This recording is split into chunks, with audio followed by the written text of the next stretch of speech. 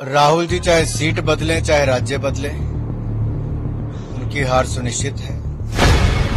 जनता अपने आप को ठगा हुआ महसूस करती है।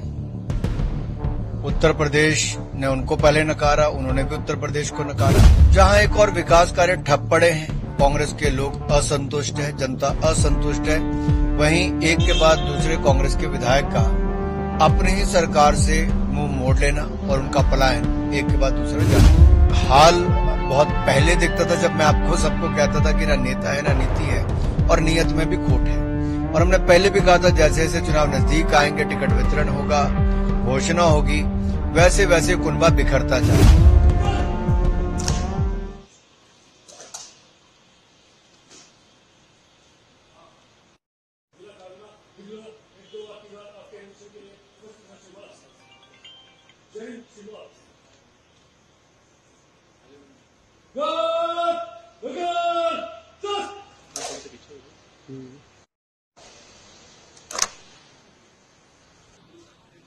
राहुल जी चाहे सीट बदलें चाहे राज्य बदलें, उनकी हार सुनिश्चित है।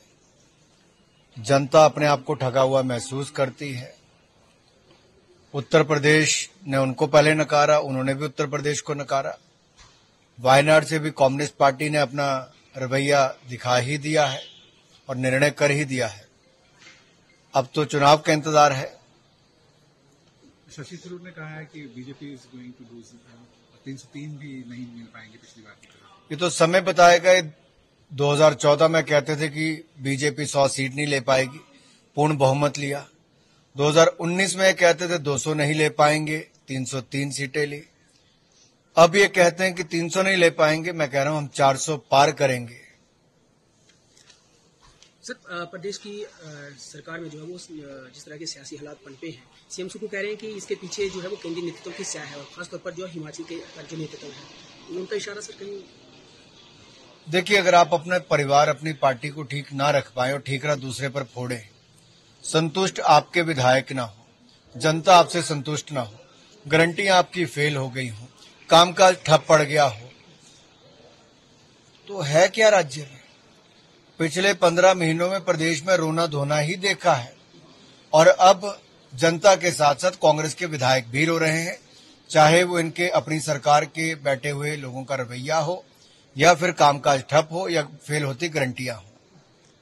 सर, आपकी अगुवाई में हमीरपुर संसदीय क्षेत्र में था विकास हुआ है। खासतौर पर अगर हम लोग रेलवे विस्तार की बात करें तो वंदे भारत जैसी अब बड़ी ट्रेनें भी यहाँ पर आने लगी हैं।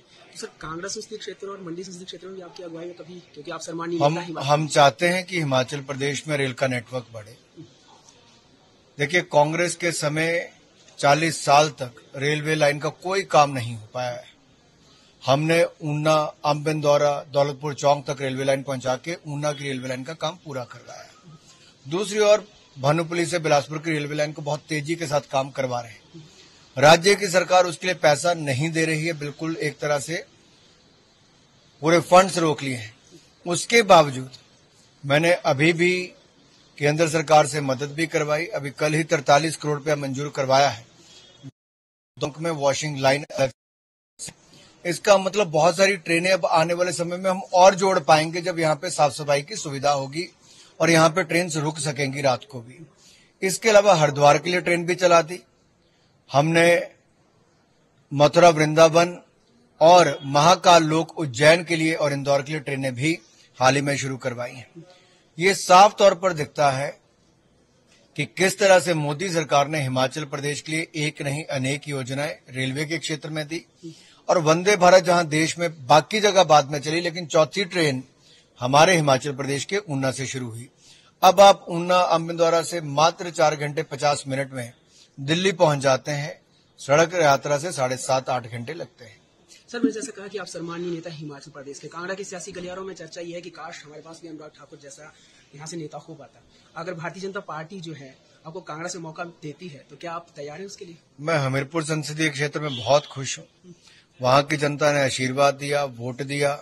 वहां के कार्यकर्ताओं ने कई वर्षों तक लगातार भारतीय जनता पार्टी को जिताने के लिए बहुत मेहनत की। कांगड़ा में हमारे पास बहुत दिग्गज नेता है, एक से बढ़कर एक है चुनाव लड़ने के लिए, और हमने चारों की चारों सीटें जीतनी है। पार्टी जिसको जहां से लड़ाना चाहती है वहां से लड़ाए। मैं हमीरपुर संसदीय क्षेत्र में बहुत खुश हूं। कल कुछ विधायक जो है कांग्रेस के फिर से यहाँ से जा चुके हैं, देहरादून की बातें आ रही हैं। ऑपरेशन लोटस के तहत हो रही सारी कार्रवाई या जहां एक और विकास कार्य ठप पड़े हैं, कांग्रेस के लोग असंतुष्ट है, जनता असंतुष्ट है, वहीं एक के बाद दूसरे कांग्रेस के विधायक का अपनी ही सरकार से मुंह मोड़ लेना और उनका पलायन एक के बाद दूसरा जारी है। मेरा आखिरी सवाल आपसे रहेगा, महबूबा मुफ्ती जो है उन्होंने कहा है कि नेशनल कॉन्फ्रेंस का जो डिसीजन है वो डिसअपॉइंटिंग है और उन्होंने एक्यूज किया कि एनसीएफ अंडरमाइनिंग पीएजीपी। मैं सिर्फ इतना कहूंगा, ये गठबंधन ना नेता ना नीति, इनमें कुछ भी नहीं है जी। ये हाल बहुत पहले दिखता था जब मैं आपको सबको कहता था कि ना नेता है ना नीति है और नीयत में भी खोट है। और हमने पहले भी कहा था जैसे जैसे चुनाव नजदीक आएंगे, टिकट वितरण होगा, घोषणा होगी, वैसे वैसे कुनबा बिखरता जाएगा और ये कुनबा बिखर रहा है। इंडी गठबंधन का कुनबा, घमंडिया गठबंधन का कुनबा बिखर रहा है। रोहित शर्मा की अगुवाई में भारतीय क्रिकेट टीम ने शानदार प्रदर्शन इंग्लैंड के खिलाफ टेस्ट सीरीज में किया है।